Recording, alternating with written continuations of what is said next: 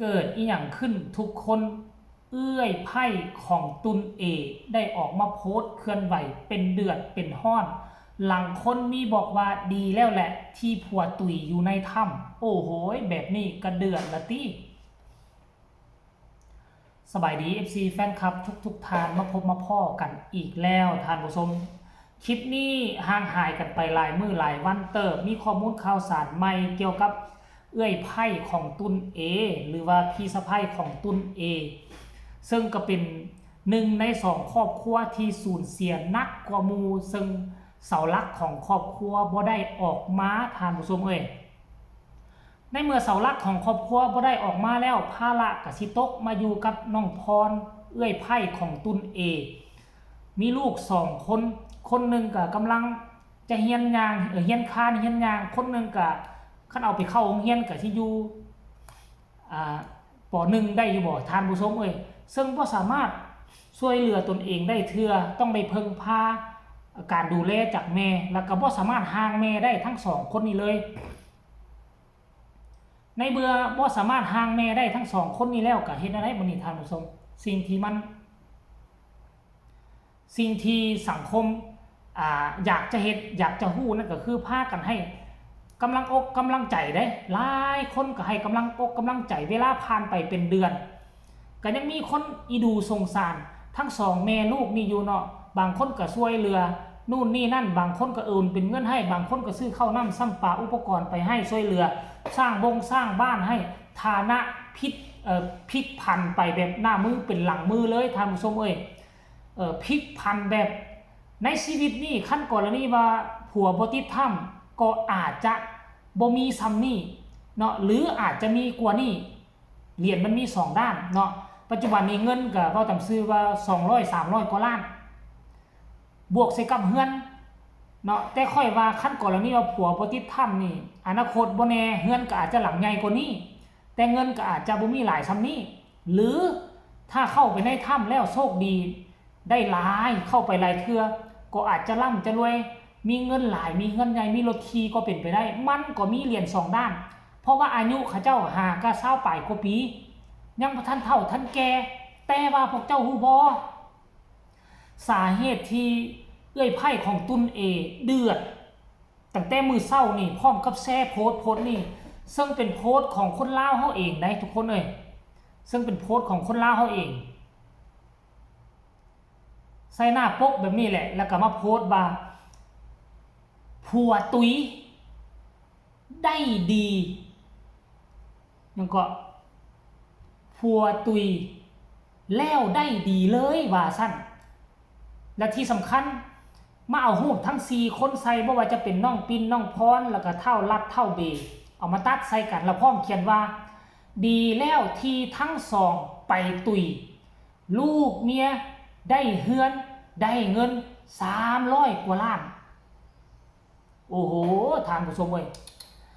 หลังจากแม่บ่แม่นแม่เอื้อยไพ่ของตุนเอเห็นโพสต์นี้เพิ่นก็เกิดความบ่พอใจแชร์เข้ามาแล้วพร้อมเขียนว่าเอาสมองมาแต่ใส่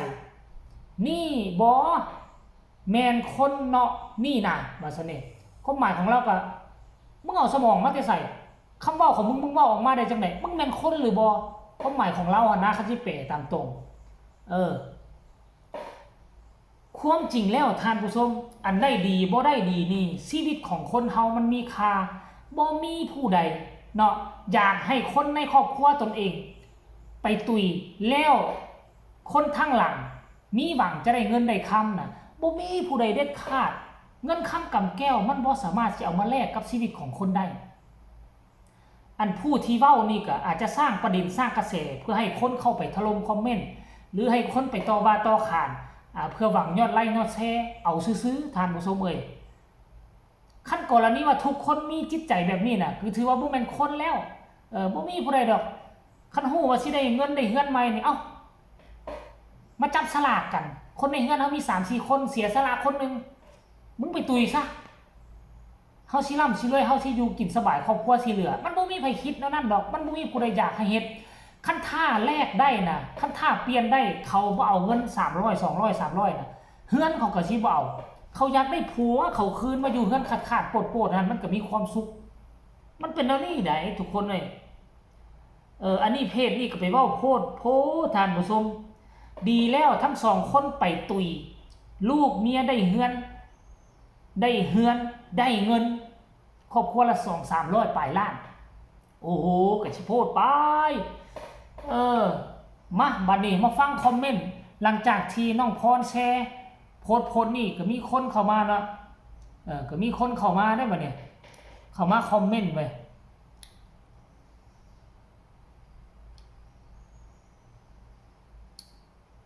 อีหยังแล้วบัดนี้ทุกคนเลยพักพรอย่าลิ้นเฟซหลายว่าซั่นนี่ขออภัยพักพรอย่าลิ้นแอปฟ้าหลายว่าซั่นนี่ไปหาเริ่มต้นชีวิตวางแผนอนาคตไว้ให้ลูกคิดถึงเรื่องเงินก้อนนั้นสิเฮ็ดหยังให้จุนเจือให้เกิดผลหลายที่สุดสิเป็นอย่างก่อนนี่สิเป็นไก่หมูซื้อเป็ดไก่หมูมาเลี้ยงปลูกผักสวนครัวตอนนี้มีเฮือนมีเงินแล้วต้องหู้จักต่อยอดฟังความคนอื่นหลายชีวิตบ่ดีอันนี้ก็มาคอมเมนต์เตือนสติไพ่ของตุนบ่ต้องลิ้นหลายแอปฟ้านะบ่ต้องอีลิ้นหลายบ้านฟ้าคันลิ้นแล้วก็เคลียร์ไปเคลียร์มาเห็นแบบซี่ก็สินอนให้หมดคืนคือเก่าทุกข์ใจคือเก่านะความหมายเนาะก็มีคนมานะอันนั้นว่าบอกคอมันไปตุยซะให้ได้เงินคือเจ้าหั่นว่าซั่นเด้มีคนเข้ามาโอ้ยว่าซั่นในคอมเมนต์นี่ว่าถ้าบ่คิดจะซวยก็อย่าไปเว้าแนวบ่ม่วนให้เพิ่นเฮงหลายเหตุการณ์แบบนี้บ่มีไผดอกอยากมันเกิดขึ้นดอกถ้าเลือกได้ก็อยากได้ชีวิตผัวกับคืนมาสู่อ้อมกอดลูกเมียหั่นแหละแต่สิเฮ็ดจังได๋ปาฏิหาริย์บ่มีจริงก็ต้องได้ทำใจสู้เพื่อลูกก่อนสิเว้าให้คิดถึงหัวอกคนเป็นเมียเพิ่นแดคันสมมุติมันถือครอบครัวตัวเองเด้คันมีคนเว้าให้โตแบบนี้เด้โตสิคิดแนวใดก่อนจะเว้าให้คนอื่นลองเอาใจเขามาใส่ใจเฮา